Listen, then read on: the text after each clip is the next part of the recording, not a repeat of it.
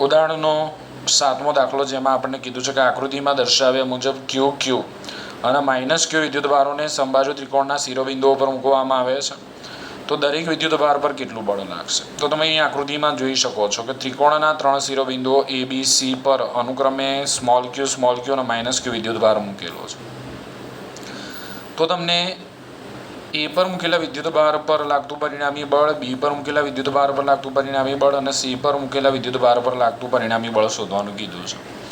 દાખલાની શરૂઆત કરીએ એ પહેલાં કેટલાક અગત્યના પોઈન્ટ્સની ચર્ચા કરીએ જે આપણને MCQની અંદર કામ લાગશે. તો આપણે ધોરણ 11ની અંદર ચેપ્ટર નંબર 4 કદાચ ઉદાહરણ નંબર 2 જે સમાંતર બાજુ ચતુષ્કોણ પરથી આપણે કોસાઇનનો નિયમ અને સાઇનનો નિયમ તારવ્યો હતો. જો તમને યાદ હોય તો કોસાઇનના નિયમનું સૂત્ર ચલો હું તમને યાદ કરાવડાવું. ચલો માની લો કે આ બે બળો છે. કોઈ એક કણ છે અને એ કણ પર બે બળો લાગે છે, સદિશ F1 અને સદિશ F2 આ રીતે લાગે છે. આ બંને બળો વચ્ચેનો કોણ થીટા છે. તો આપણે સમાંતર બાજુ ચતુષ્કોણના નિયમ પરથી કહી શકીએ કે આ બંને બળોનું પરિણામી બળ કેટલું થાય. તો આ બંને બળોનું પરિણામી બળનું સૂત્ર લખવું હોય તો આપણે લખી શકીએ. હું એને F' કહું છું. તો F' is equal two √of F1² plus F2² plus 2F1 F2 cos θ. સમાંતર બાજુ ચતુષ્કોણના નિયમ પરથી, જેને આપણે કોસાઇનનો નિયમ કહીએ છીએ. યાદ આવ્યું કંઈ? F' is equal two F1² plus F2² plus 2F1 F2 cos θ, જ્યાં થીટા એ F1 અને F2 વચ્ચેનો કોણ છે. હવે જો આ બંને બળો સમાન મૂલ્યના હોય, એટલે કે F1 is equal two F2 is equal two F લઈએ આપણે, તો જોઈએ શું મળે છે. તો F' is equal two √of F² plus F² plus 2F1 એટલે F, F2 એટલે F એટલે 2F² cos θ થશે. ચલો આ F² કેટલા થશે? તો F² કેટલા થશે? 2F² વત્તા આ 2F² cos θ. ચલો અહીંથી કોમન શું નીકળશે? આ બંને પદમાંથી 2F² બહાર આવશે તો 2F² કૌંસની અંદર 1 પ્લસ cos θ. હવે 1 પ્લસ cos θ એટલે થાય 2 cos² θ/2. આ સૂત્ર યાદ રાખજો.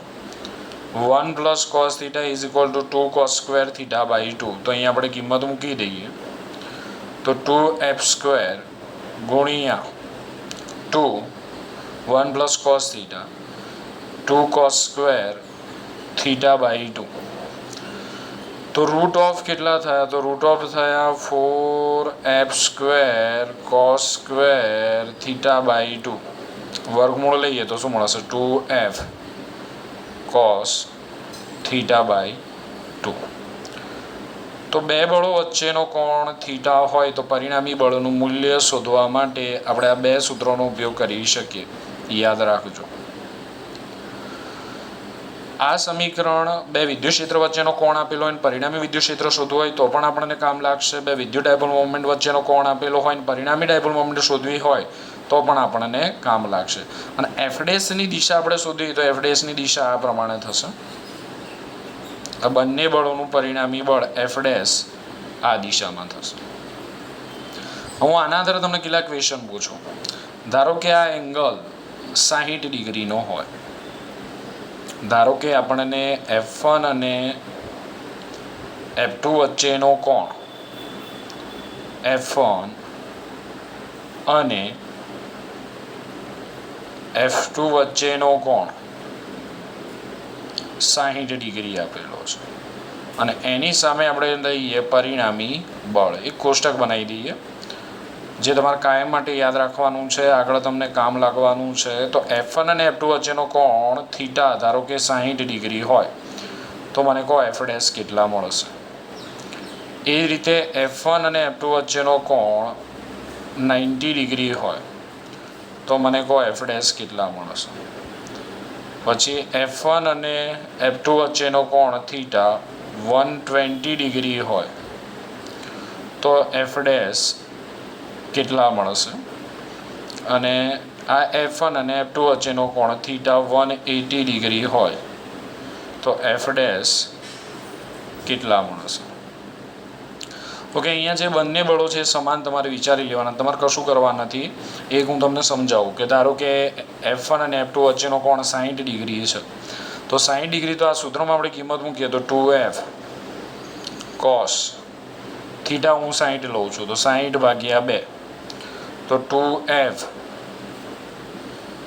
cos 60 ભાગ્યા 2 30 2F cos 30 રૂટ 3/2 2 કટ તો F dash is equal two કેટલા થશે √3F થશે.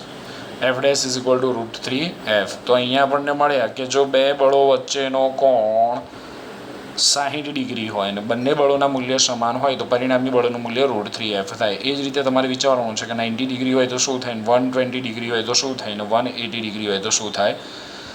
આ તમારી નોટબુકમાં લખી નાખજો અને આને કાયમ માટે યાદ રાખજો. ચલો હવે આપણા દાખલા ઉપર આવીએ છીએ. આ દાખલાની અંદર આ કન્સેપ્ટનો આપણે ઉપયોગ કરવાના છીએ. ચલો પહેલાં હું તમને આકૃતિ સમજાવી દઉં. તો આપણને ત્રિકોણ આપેલો છે આ રીતે. આપણને આકૃતિ ના આપેલી હોય તો આપણી રીતે આપણે આકૃતિ દોરી શકીએ છીએ. અહીંયા આકૃતિ આપેલી છે એટલે હું એ પ્રમાણે જોઉં છું. આને હું A કહી દઉં, આને હું B કહી દઉં, આને હું C કહી દઉં.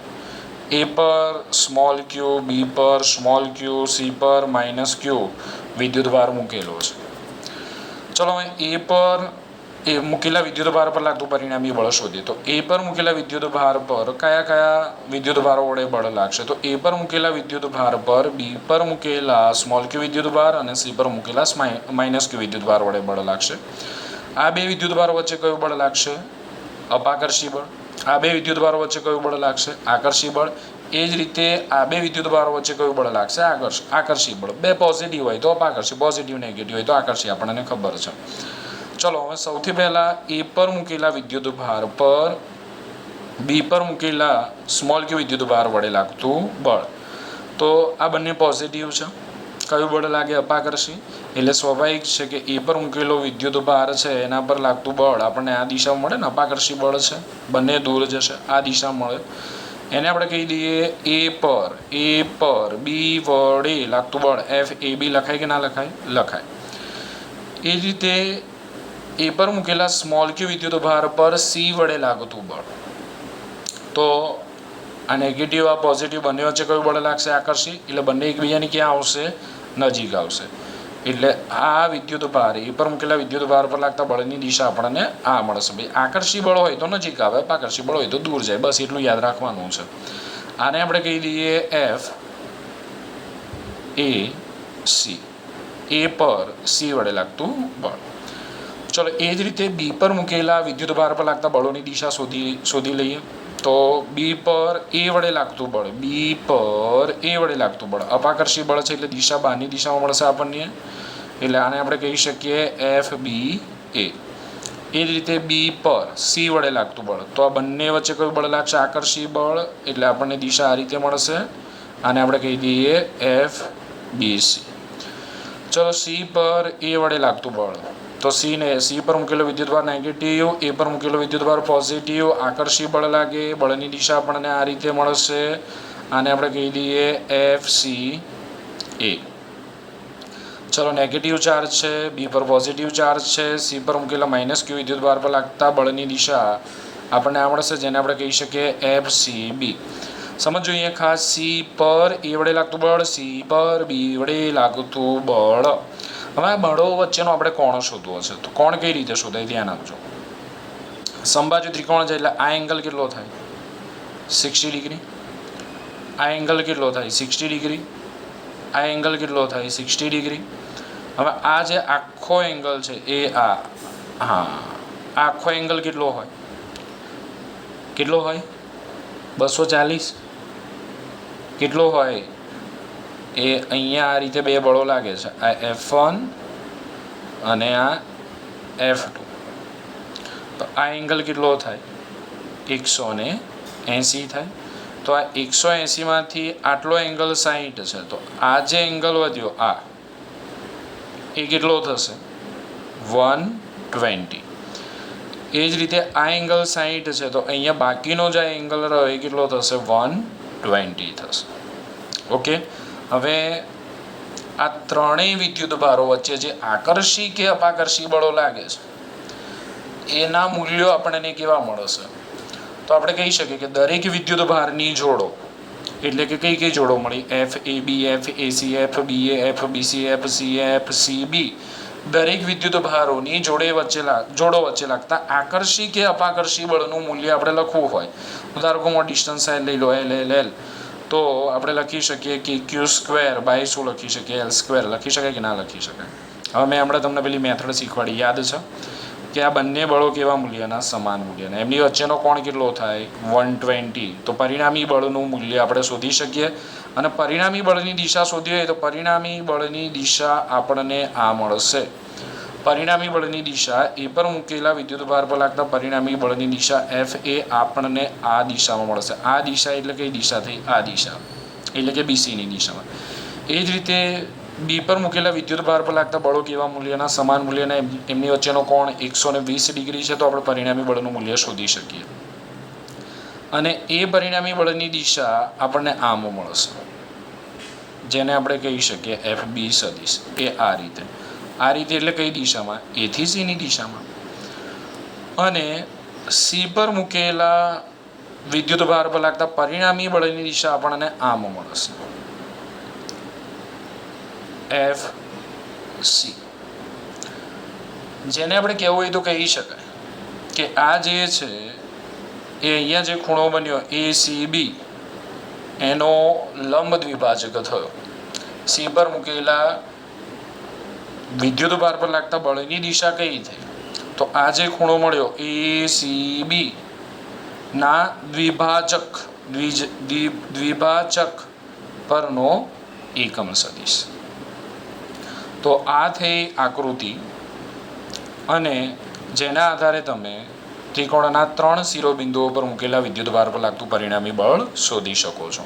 તો બે સૂત્રો ઉપયોગ કરી શકો. F' ઇઝ ઇક્વલ ટુ આ એક સૂત્ર F1² plus F2² plus 2F1 F2 cos theta, અથવા F' is equal to 2F cos theta by 2, જે સૂત્રનો ઉપયોગ કરવો હોય એ સૂત્રનો. ચલો આ દાખલાની શરૂઆત કરીએ.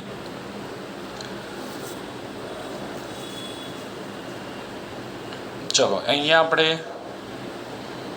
A, અહીંયા આપણે લઈ લઈએ B, અહીંયા આપણે લઈ લઈએ C. A પર કયો ચાર્જ મૂકેલો છે? તો A પર આપણે ચાર્જ મૂકેલો છે Q, B પર Q, C પર માઇનસ Q. ચલો A પર મૂકેલા વિદ્યુત ભાર પર B પર મૂકેલા વિદ્યુત ભાર વડે લાગતું બળ અપાકર્ષી બળ છે, એટલે દિશા આ મળશે. હવે દિશા શોધતા આવડવી જોઈએ, જેને આપણે કહી શકીએ FAB. ચલો A પર મૂકેલા વિદ્યુત ભાર પર C પર મૂકેલા માઇનસ Q વિદ્યુત ભાર વડે લાગતું બળ આકર્ષી બળ છે, એટલે દિશા આ મળશે, જેને આપણે શું કહી શકીએ? FAC સદિશ. ચલો B પર મૂકેલા વિદ્યુત ભાર પર A પર મૂકેલા વિદ્યુત ભાર વડે લાગતું બળ અપાકર્ષી બળ, દિશા આપણને આ મળશે, જેને આપણે કહી શકીએ FBA. ચલો B પર મૂકેલા વિદ્યુત ભાર પર C પર મૂકેલા માઇનસ Q વિદ્યુત ભાર વડે લાગતું બળ, તો દિશા આપણને આ મળશે, આકર્ષી બળ છે, બંને એકબીજાની નજીક આવે. B પર, જેને આપણે લખી શકીએ B પર C વડે લાગતું બળ. ઓકે. C પર મૂકેલા માઇનસ Q વિદ્યુત ભાર પર A પર મૂકેલા Q વિદ્યુત ભાર વડે લાગતું બળ આકર્ષી બળ છે, એટલે દિશા આપણને આ મળશે. તો આને આપણે લખી શકીએ C પર A વડે લાગતું બળ FC. એ જ રીતે C પર મૂકેલા માઇનસ Q વિદ્યુત ભાર પર B પર મૂકેલા વિદ્યુત ભાર વડે લાગતું બળ આકર્ષી બળ છે. આને આપણે કહી શકીએ FCB. ચલો, બળોની દિશા શોધી ગઈ. હવે આપણે બળો વચ્ચેનો કોણ શોધીએ. તો આખો આ એંગલ મેં તમને કીધો, એ આખો એંગલ એ આ 180, આ 60, એટલે આ એંગલ આપણને મળ્યો 120. એ જ રીતે આ આખો એંગલ 180, આ ખૂણો 60, સમબાજુ ત્રિકોણ છે, એટલે આ ખૂણો થયો 120. એ જ રીતે આ એંગલ કેટલો થયો? 60 ડિગ્રી થયો. ઓકે, આકૃતિમાં ખબર પડે છે. આને આપણે દરેક બાજુની લંબાઈ કેટલી લીધી છે? L લીધી છે. ઓકે, હવે દાખલો ગણવાની આપણે શરૂઆત કરીએ. 2 સૂત્રો મેં તમને યાદ રાખવાને કીધા છે. કયા 2 સૂત્રો યાદ રાખો? ઓલવેઝની અંદર કોસાઇનનો નિયમ કે A અને B વચ્ચેનો કોણ થીટા હોય તો પરિણામી સદિશનું મૂલ્ય R = √(a² + b² + 2ab cos θ). બીજું R = 2a cos θ/2. જે સૂત્ર તમારે વાપરવું હોય એ સૂત્ર તમે અહીંયા વાપરી શકો છો. ચલો, પહેલાં આપણે જોઈએ, મુદ્દો લખી નાખીએ કે આકૃતિમાં દર્શાવ્યા મુજબ સમબાજુ ત્રિકોણના શિરોબિંદુઓ પર A, B અને C પર અનુક્રમે Q અને -Q વિદ્યુતભાર મૂકેલ છે. ચલો, દરેક વિદ્યુતભારની જોડ વચ્ચે લાગતા દરેક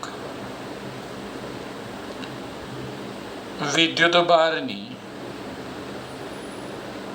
જોડ વચ્ચે લાગતા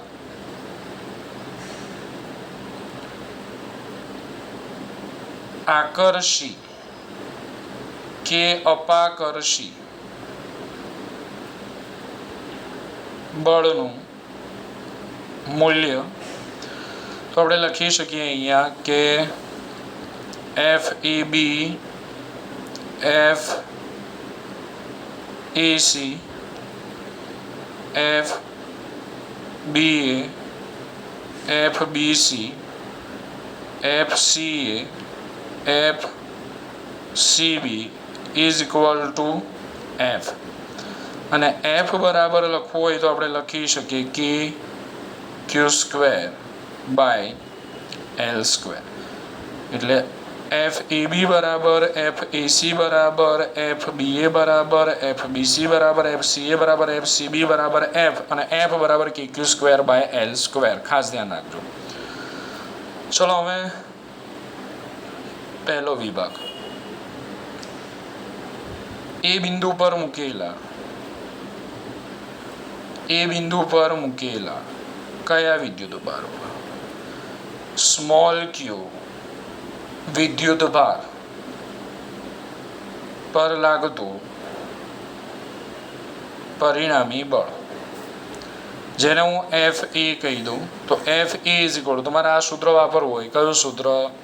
આ સૂત્ર. તો એ સૂત્રમાં તમે એંગલ કેટલો લેશો? 120. હું બીજું સૂત્ર વાપરું છું, 2F cos θ/2. તો 2F એંગલ કેટલો છે? તો એ બિંદુ પર મૂકેલા Q વિદ્યુતભાર પર લાગતું પરિણામી બળ. તો FAB અને FAC વચ્ચેનો કોણ કેટલો છે? તો FAB અને FAC વચ્ચેનો કોણ કેટલો છે? 120 ડિગ્રી છે. ઓકે, તો આપણે શું લખી શકીએ અહીંયા કે FAB અને FAC વચ્ચેનો કોણ 120 ડિગ્રી છે. માટે FA = 2F cos 120/2. તો FA = 2F cos 60. તો FA = 2F cos 60 કેટલા? 1/2, 2 કટ. તો FA = F થયું. હવે અહીંયા પરિણામી બળની દિશા આપણને આ મળશે, એ આ રીતે. યસ. તો આને આપણે સદિશ સ્વરૂપે લખવું હોય તો કઈ રીતે લખી શકીએ? તો સદિશ સ્વરૂપે લખવું હોય આને તો એફ એ સદિશ ઇઝ ઇક્વલ ટુ બળનું મૂલ્ય અને દિશા. તો આ એફ એની દિશા આપણને કઈ દિશા મળે? આ દિશા. અને આ દિશા એટલે બીસીને સમાંતર. એટલે અહીંયા લખી શકાય કે આ બળ બીસીની દિશામાં હોવાથી આપણે બીસીની દિશામાંનો એકમ સદિશ. ઓકે, તો આ રીતે આપણે આને સદિશ સ્વરૂપે લખી શકશું. ના ખબર પડે તો તમારે લખવાની જરૂર નથી. જે આપણે કહી શકીએ કે બીસી કેપ એ શું છે? તો બી થી સીની દિશામાંનો એકમ સદિશ છે. ચલો એ જ રીતે આપણે બી બિંદુ પર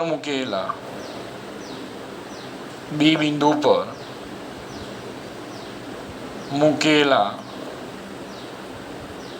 ક્યુ વિદ્યુતભાર પર લાગતું પરિણામી બળ. તો અહીંયા આપણે જોઈ શકીએ કે એફ બી એ અને એફ બીસી વચ્ચેનો કોણ કેટલો છે? 120 ડિગ્રી. તો એની એ જ વસ્તુ કરવાની છે. F B is equal to 2f cos theta by 2. તો 2f cos 120/2 તો 2f cos 60. તો F B is equal to 2f multiply by 1/2 2 cut F B is equal to F. આની આપણે દિશા બતાવી હોય તો અહીંયા બતાવી શકીએ આ રીતે. ઓકે, આ થઈ ગયું એફ બી સદિશ. સદિશ સ્વરૂપે લખો તો એફ બી સદિશ બળનું મૂલ્ય એફ અને દિશા એથી સીની દિશામાંનો એની દિશામાંનો એકમ સદિશ થશે એસી કેપ. જે એસી કેપ એથી સીની દિશામાંનો એકમ સદિશ. ચલો હવે ત્રીજી વસ્તુ, સી બિંદુ પર મૂકેલા માઇનસ ક્યુ વિદ્યુતભાર પર લાગતું પરિણામી બળ. એફસી વચ્ચેનો કોણ કેટલો છે? તો એફસીએ અને એફસીબી વચ્ચેનો કોણ 60 ડિગ્રી છે.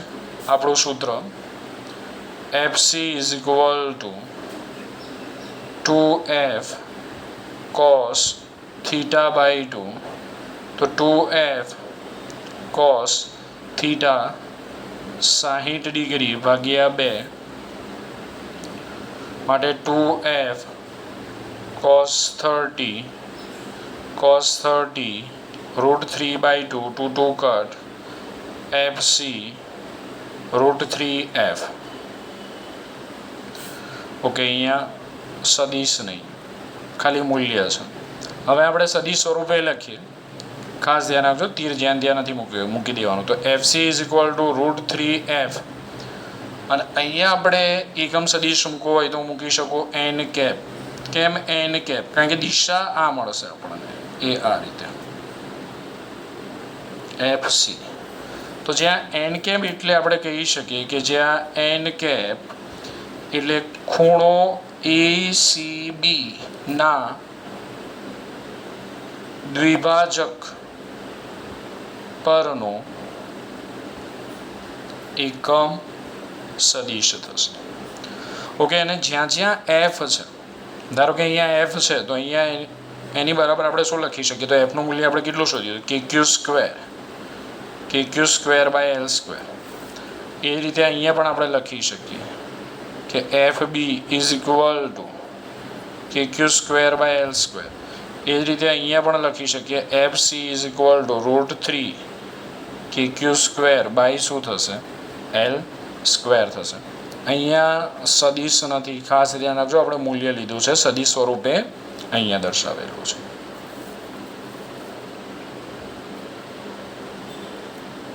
ઓકે, તો આ સૂત્રનો ઉપયોગ કરીને તમે આ દાખલો ગણી શકો છો. હવે તમે આવું પણ કરી શકો છો. એ પર પોઝિટિવ લઈ લો, અહીંયા નેગેટિવ લઈ લો, અહીંયા પોઝિટિવ લઈ લો. વિદ્યુત ભારોના સ્થાન બદલીને જુઓ કે જવાબમાં કંઈ ફરક પડે છે કે નથી પડતો. ઓકે, એ બી સી બિંદુઓ પર અલગ અલગ વિદ્યુતભારો મૂકીને તમે જોઈ શકો છો. અને હવે 3 પોઝિટિવ ચાર્જ લઈને અથવા 3 નેગેટિવ ચાર્જ લઈને તમે આ દાખલાની પ્રેક્ટિસ જાતે કરી શકો છો.